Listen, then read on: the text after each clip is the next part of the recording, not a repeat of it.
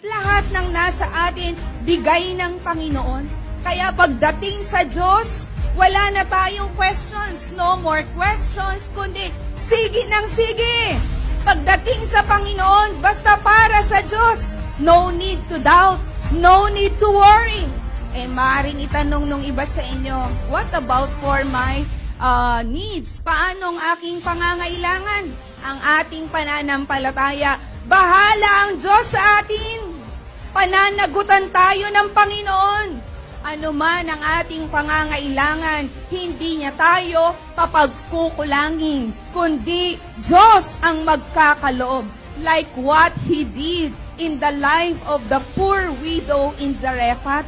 1 Kings 17 verse 16 ng New Living Translation. Ganito po ang sabi ng salita ng Panginoon. There was always enough flour and